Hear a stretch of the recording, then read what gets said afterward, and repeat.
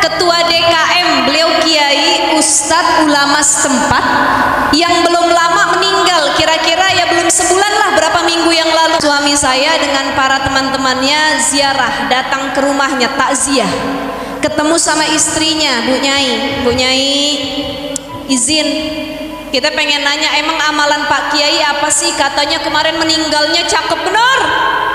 Kok Ustadz tahu? Diceritain sama orang-orang kampung. Nih Pak Kiai meninggalnya hari Jumat, lagi sholat Jumat, lagi jadi imam sholat Jumat, plus lagi sujud di sholat Jumatnya. Bagus apa enggak? Bagus. Salah satu kelebihan orang yang meninggal hari Jumat, dia dapat pahala syahid plus terhindar dari azab kubur. Ibu bapak yang hadir pengen gak meninggal hari Jumat? Pengen gak? Ini hari apa sekarang? Berapa hari lagi? Minggu, Senin, Selasa. Lah ustazah, kalau bisa jangan Jumat ini juga ya Bu ya, Jumat-Jumat lain nanti gitu ya. Ini Pak Kiai meninggal hari Jumat, kata istrinya bilang, Ustadz, suami saya nih biasa aja sebenarnya, kayak kebanyakan guru-guru pada lainnya. Cuman ada 2 amalan spesial yang suka dilakukan suami saya sebelum tidur. Apa itu? Suami saya bilang, begini Pak Ustadz, suami saya tidak akan memejamkan matanya, dia tidak akan tertidur kecuali dia sudah bermuhasabah diri di atas tempat tidurnya. Dia nangis, kalau bahasa anak mudanya sekarang self talk. Apa Nek? Muhasabah diri sambil nangis, ya Allah, kalau hari ini saya punya kesalahan kepadamu ya Allah, ampuni dosaku. Kalau hari ini ada orang yang saya sakiti, ampuni dosaku ya Allah. Tuh, pertama muhasabah diri. Saya mohon ampun, saya minta maaf ya Allah.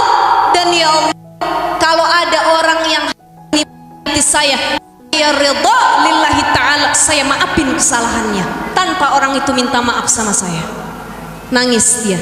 Makanya konsep hidup kita adalah kita kudu melupakan kebaikan kita kepada orang, ingat kebaikan orang lain kepada kita.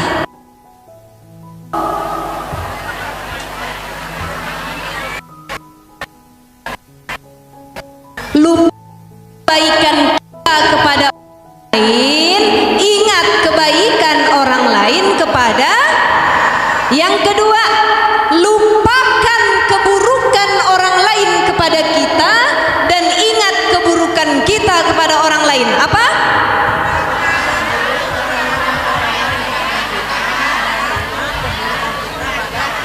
Kita ulang dari poin yang pertama, ingat kebaikan.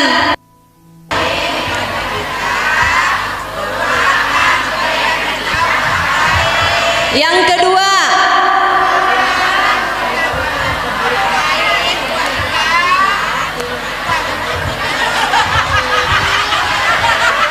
gue mah ikut mangap-mangap aja dah. Ingat kebaikan orang lain kepada kita, lupakan kebaikan kita kepada, lupakan keburukan orang lain kepada kita dan ingat keburukan kita. Jangan sampai kebalik. Selama ini yang kita lakukan, kita ingat kebaikan kita sama orang, kita lupain kebaikan orang lain sama kalau bukan gue yang masukin kerja tuh, kagak bakal dapat gaji segitu beli rumah, kan gue yang masukin. Betul nggak Bu?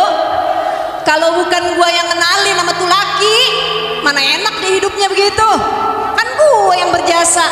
Seringkali mengingat kebaikan kita kepada orang, tapi dari orang lain yang kita ingat keburukannya terus. Dia mah sama gue begitu emang, agak ada baik-baiknya.